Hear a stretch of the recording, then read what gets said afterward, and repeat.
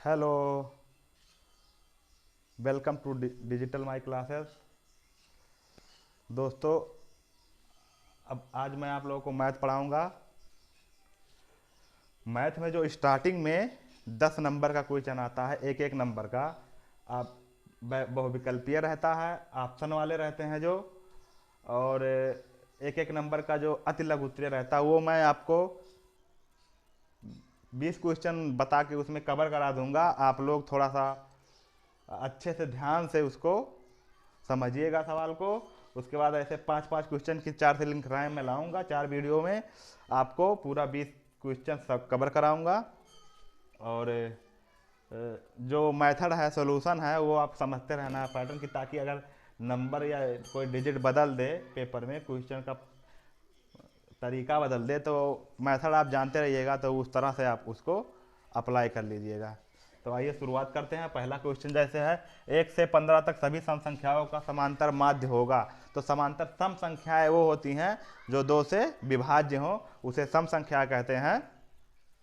और समांतर माध्य निकालने का फार्मूला, समांतर माध्य निकालने का फार्मूला होता है सभी संख्याओं का योग बटे संख्याएं। तो आइए लिखते हैं, 1 से 15 तक के सभी सम संख्या लिखते हैं। तो जैसे 2 हुआ, 2 4 6 8 10 12 14 बटे 7, 7 संख्या है, 1 2 3 4 5 6 7।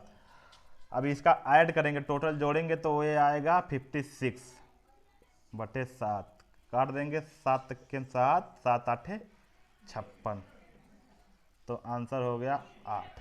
तो इसका विकल्प नंबर सही हो गया बी। इसी प्रकार से दूसरा क्वेश्चन देखेंगे। एक ठोस को एक आकृति से दूसरे आकृति में परिवर्तित करने पर नई आकृति का आयतन क्या होगा। तो दोस्तों, आपको ये बताना है, ऑप्शन है, ए बढ़ेगा, बी घटेगा, सी पहले के समान रहेगा, डी 2 गुना हो जाएगा। तो इसमें से क्या सही है, आप लोग बताइए। तो आप लोगों ने फिजिक्स में पढ़ा ही होगा कि ठोस का आयतन अगर आकृति बदल दिया जाए तो आयतन परिवर्तित नहीं होता है, पहले के समान रहता है। ऑप्शन आपका क्या सही है, पहले के समान रहता है। इसके बाद चलते हैं तीसरे क्वेश्चन पे। तीसरा क्वेश्चन देखते हैं। तीसरा क्वेश्चन है, 8 सेंटीमीटर त्रिज्या वाले एक वृत्त के अंतर्गत खींचे जा सकने वाले वर्ग का क्षेत्रफल है। मान लीजिए एक वृत्त है, वृत्त के अंदर एक वर्ग है,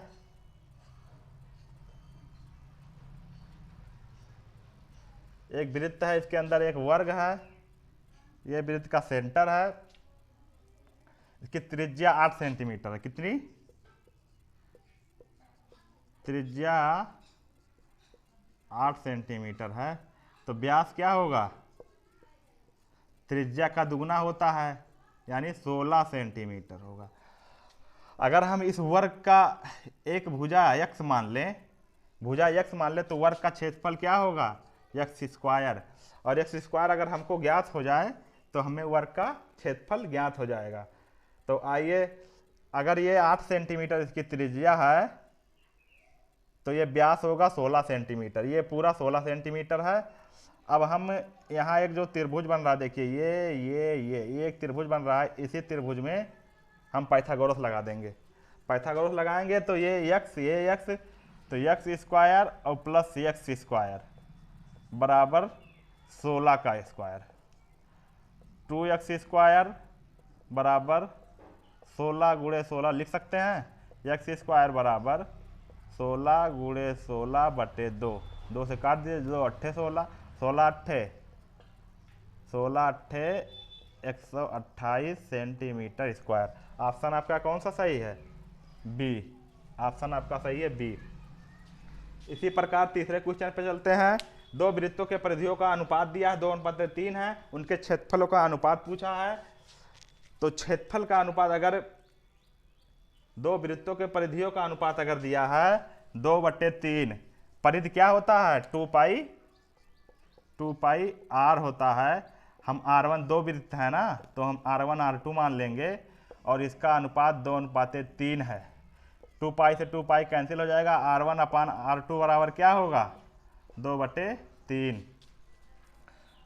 तो पाई R1 स्क्वायर क्षेत्रफल पाई R2 स्क्वायर बराबर का मान क्या होगा, पाई से पाई कट जाएगा, R1 स्क्वायर बराबर R2 स्क्वायर क्या हो जाएगा 4/9।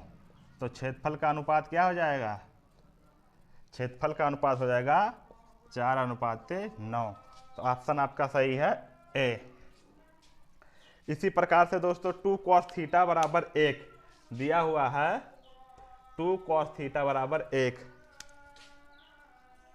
2 cos थीटा बराबर 1, तो थीटा का मान पूछा है।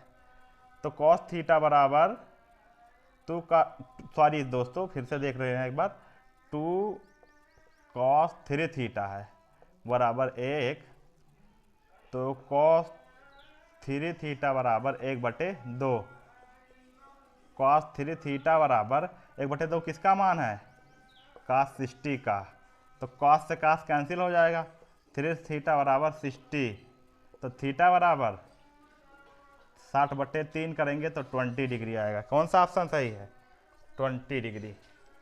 तो इस प्रकार से देखिए बहुत कम समय में मैंने ये 5 क्वेश्चन सॉल्व कर दिया है। इसको आप प्रैक्टिस करिएगा, इसके पैटर्न को समझिएगा। मान लीजिए अब जैसे cos 3 थीटा था, मान लीजिए cos थीटा 2 cos थीटा का मान पूछ सकता है, 1 से 15 तक सम हटा के 1 से 15 तक सभी संख्याओं का समांतर माध्य पूछ सकता है। तो इस तरह से मैंने जो मुझे अपने तरफ से इंपॉर्टेंट लगा उस क्वेश्चन को रखा है, तो आप समझिएगा। और इसके बाद जो नेक्स्ट वीडियो डालूंगा उसको भी देखिएगा। 4 वीडियो की श्रृंखला 5-5 क्वेश्चन की, वहाँ से आपका 10 नंबर कवर होगा।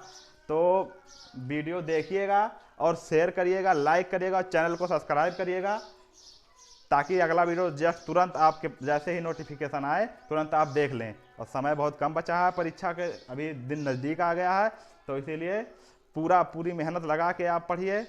और मेरी शुभकामना है कि आप परीक्षाएं में अच्छे से अच्छा स्कोर करें। मिलते हैं अगले वीडियो में, तब तक के लिए धन्यवाद।